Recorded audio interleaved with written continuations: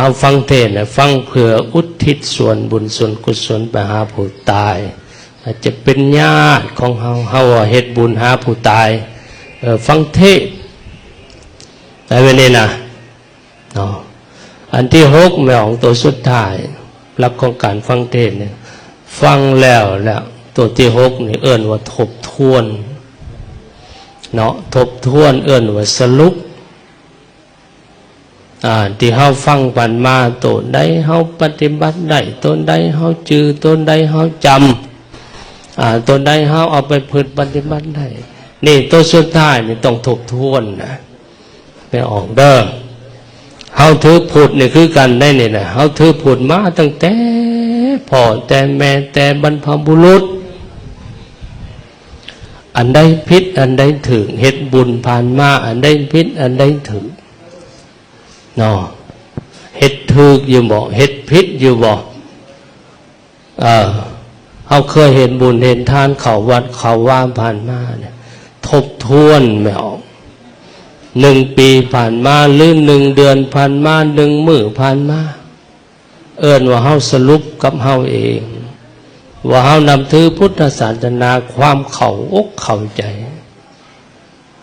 อย่างลึกซึ้งแท้ๆเกี่ยวกับพระศาสนาเนี่ยเฮาเข้าใจสำได้แล้วแล้วเฮามีความนักแน่นสำได้แล้วเนาะแต่เฮานำถือมาเนี่ยเฮาเกิดมาแล้วเฮาก็เห็นพ่อเห็นแม่เพิ่นพาถือพุทธศาสนาเพิ่นพาเข้าวัดเขาว่าเฮาก็เข้าไปนำเพิ่นเฉยๆเอิ้นว่าเฮ็ดตามฮีตตามคล้องเฮ็ดตามวัฒนธรรมพ่อแม่เคยถือแต่เขาจะศึกษาเข้าไปให้เขาอกเข้าใจแถวคือยันทานว่าไล่ให้ฟังผ่านมานั้นเนาะ1ตัวเอาไปปฏิบัติไม่เอาเด้อนี่ตัวสำคัญฟังแล้วฮู้แล้วไปปฏิบัติ2มาไปปฏิบัติแล้วทบทวนตัวข้อสุดท้ายมาสรุปเฮาเองว่าเฮาเป็นชาวพุทธนี่ได้จักเปอร์เซ็นต์เฮาเข้าใจเกี่ยวกับพุทธนี่จักเปอร์เซ็นต์แล้วเฮาปฏิบัติได้จักเปอร์เซ็นต์ไล่เป็นเปอร์เซ็นต์ก็ได้เฮาผิดเฮาเฮ็ดถูกอยู่บ่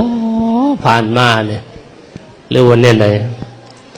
นี่อันนี้ยันทานเว้าให้ดาวๆให้เข้าใจว่าหลักของการฟังธรรมแล้วแล้วระยะผ่านมาเนี่ยมันถือขอได้เฮานะ6 ข้อที่ยันทานไล่ผ่านมานะไม่ออกถือข้อใด1ฟังเอาบุญผ่านมานะ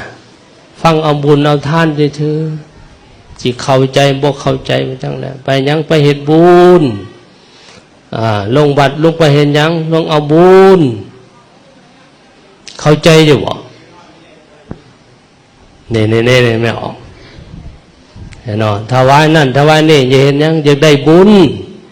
ไม่ออกอยากได้แต่บุญแม่ละว่าไม่ออก